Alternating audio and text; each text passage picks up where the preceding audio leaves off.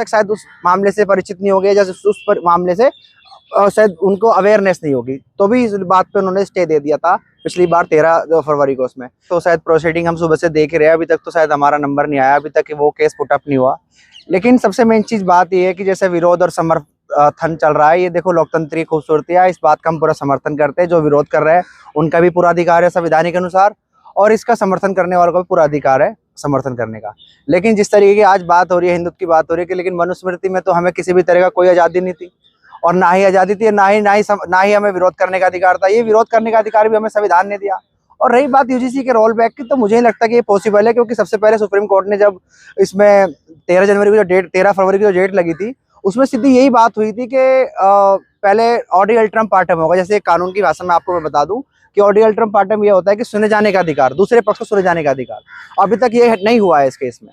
तो जब हमारा पक्ष की जब सुनवाई की जब बारी आई, जब हमारे पक्ष ने वहाँ पे सुनने की बारी आई, तो उन्होंने उसके लिए नेक्स्ट डेट जो आज की डेट लगाई है। तो सबसे पहले मेन चीज इसमें है कि मैं आपको 2019 का किस्सा याद दिलाना चाहता हूँ कि जब रोहित वेमुला की माताजी 2019 में जब सुप्रीम कोर्ट में जब पिटीशन दाखिल करी थी कि रोहित वेमुला एक्ट बने, और रोहित वेमुला की जो छुआछूत की वजह से, जो जातिवाद की वजह से जो उन्होंने सुसाइड किया था, एक इंस्टीट्यूशनल जो मर्डर हुआ था, उसके अगेंस्ट में उन्होंने सुप्रीम कोर्ट में एक पिटीशन फाइल की थी। तो जस्टिस बी आर गवई ने खुद उसमें कहा था कि यूजीसी में जो 2012 का जो कानून है उसमें थोड़ा बहुत फेरबदल होना चाहिए। जो जस्टिस सूर्यकांत अभी तक शायद उस मामले से परिचित नहीं हो गए, जैसे उस मामले से शायद उनको अवेयरनेस नहीं होगी, तो भी इस बात पे उन्होंने स्टे दे दिया था पिछली बार 13 फरवरी को उसमें। लेकिन मैं आपको बता देना चाहता हूँ कि जैसे रोल बैक का इशारा किया जा रहा है दूसरे पक्ष द्वारा, तो मैं ये बता देना चाहता हूँ कि जब सुप्रीम कोर्ट में जब 118% का जो भी सर्वे आया, 118% का सर्वे आया कि इन इंस्टीट्यूशन में, इन यूनिवर्सिटीज में SC ST OBC के स्टूडेंट के साथ उनके साथ जातिवाद होता है, एट्रोसिटी होती है, उनके साथ कास्टिज्म होता है, तो आप उस बात को कैसे नकार सकते हैं? मुझे नहीं लगता कि उस बात को हम ऐसे नकार सकते हैं कि एक हिंदुत्व का नाम देकर या एक ब्राह्मणवाद का नाम देकर या मनुस्मृति का नाम देकर उस पर नकार नहीं सकते। ये हमारा जो 118% का जो जातिवाद का जो रिजल्ट है, कास्टिज्म का जो रिजल्ट है, वो एग्जैक्ट है, वो सरकारी आंकड़े है। और उसी आंकड़े के बेस पर सरकार, जो केंद्र सरकार थी बैठी है, चाहे उसका आप पॉलिटिकल भी बोलो, चाहे उन्होंने वोट बैंक के लिए क्या हो, लेकिन जो 118% का जो हमारा आंकड़ा है वो एग्जैक्ट आंकड़ा है।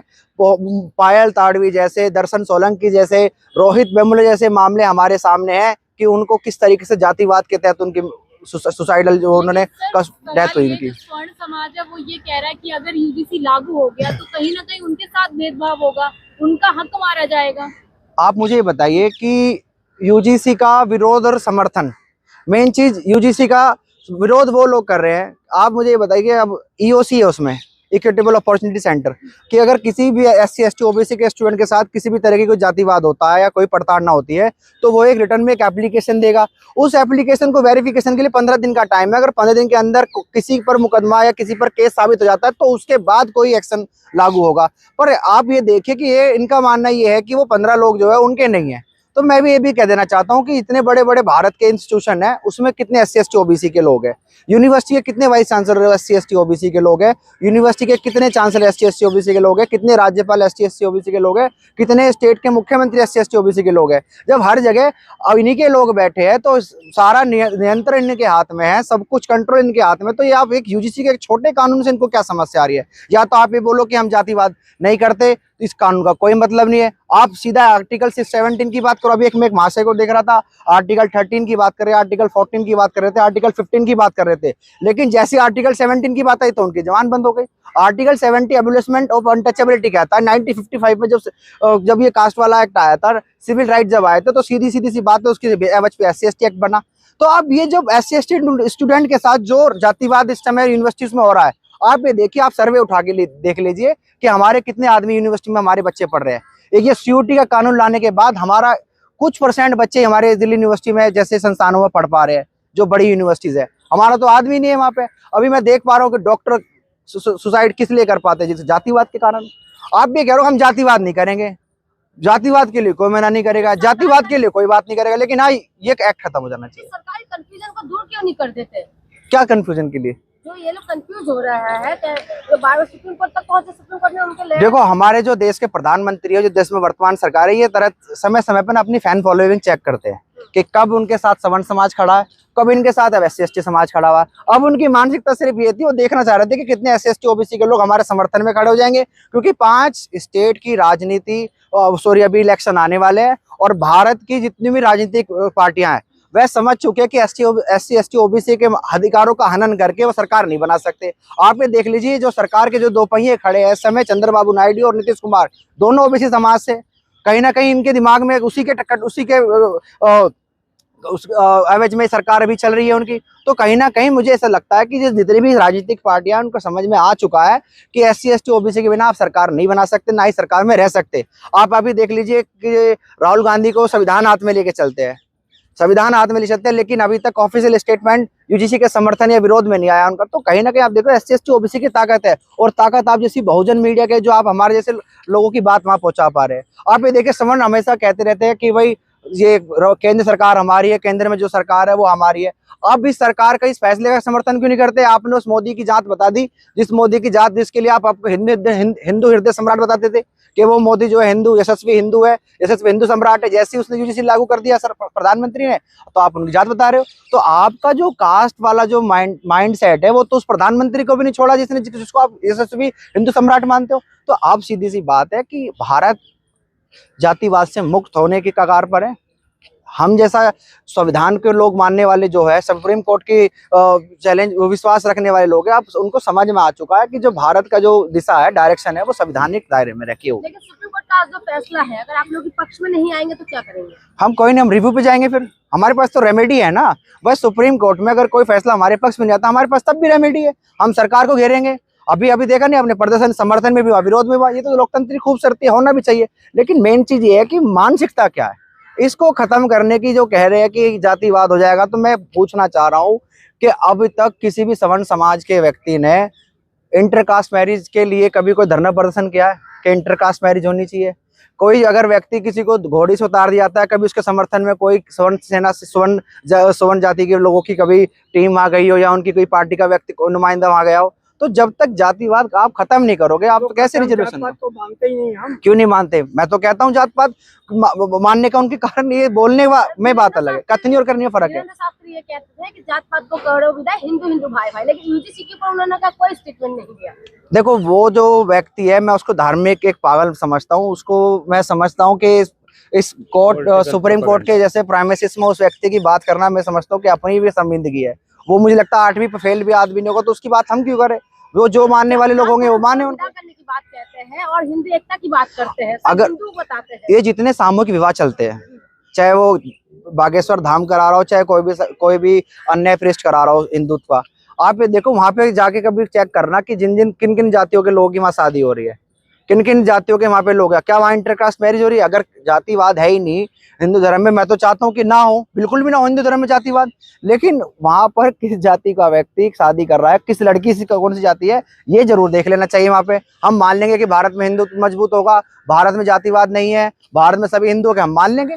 आप करो ना, खुले तौर पर आओ, बोलो कि क्या हम इंटरकास्ट मैरिज करेंगे, दलितों के घर में क्या हम ब्राह्मण की लड़की ब्याएंगे और ब्राह्मण घर में दलितों की लड़की ब्याएंगे? हम तो चाहते हैं ऐसा हो, करके देख लो आप। हम तो मान लेंगे कि हम हिंदू एकता। अभी मैं एक मिनट मैं आपको बता देना चाहता हूँ, बागपत की में एक खाप है, वहां पे कुछ मुसलमानों ने, जो पहले बताते थे कि वो हिंदू थे, उन्होंने वहां पे मुस्लिम धर्म अपना लिया। लेकिन जब वो उन्होंने हिंदू धर्म अपनाया, तो कुछ आर्य समाजी ने उन्होंने कहा कि हम हिंदू धर्म अपनाना चाहते हैं, आर्य समाज धर्म को अपनाना चाहते हैं। तो वहां के कुछ लोगों ने जब उनसे बात की कि आप धर्म तो अपना लो, लेकिन जाति में कौन से रखोगे उन्हें, जब उन्होंने बहन बेटी के रिश्ते की बात करी अपने, तो उन्होंने सबने मना कर दिया। तो पहले तो आपको ये मानसिकता दूर करनी पड़ेगी ना, तभी तो आप जात पात की विदाई करोगे। जात पात की विदाई आप किस लिए करना चाहते हो? सिर्फ हक अधिकार की लड़ाई छेड़ने के लिए? आज ये लोग अपने हक अधिकार की बात करने लगे, तो आज जात पात की विदाई कर दो। आज से पहले 1000 साल से जो अन्याय चला आ रहा था, उस पर कोई बात नहीं करता। सर मैं आपसे जानना चाह रहा हूँ सर, मैं देख रहा हूँ मीडिया में वैसे भी, अब जो SC/ST OBC दलित जिसको कहते थे, अब करें कि उनको SC/ST दलित मत कहिए, अब हिंदू कहिए।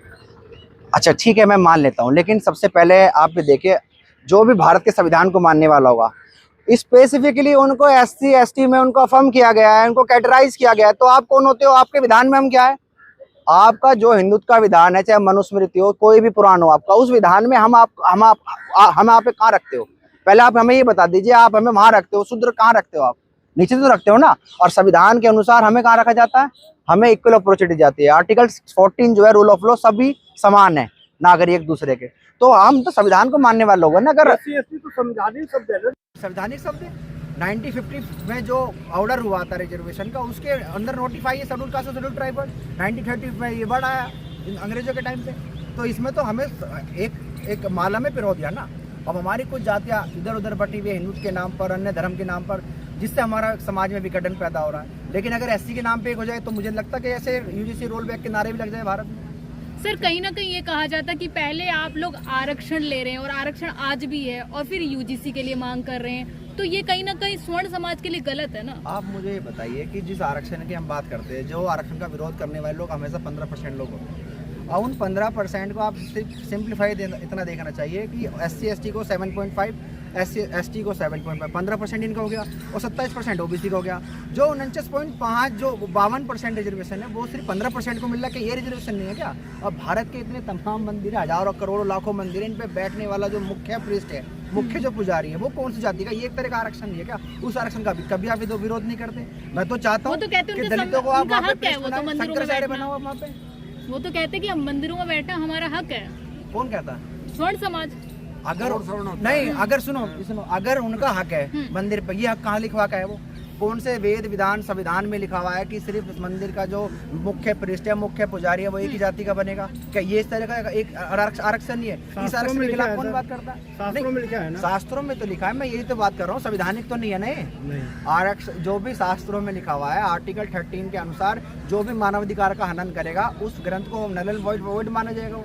आज यही है, मनुस्मृति अगर किसी भी तरीके से डायरेक्ट तौर से लागू हो तो आर्टिकल 13 हमारे पास है ना।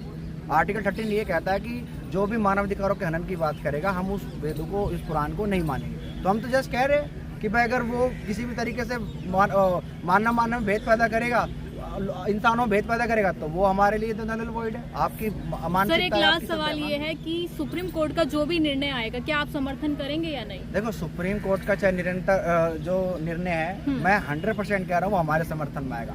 हाँ, कुछ विसंगतियां हैं, अगर विपक्ष कुछ विसंगतियां हैं, वो दूर हो जाएगी।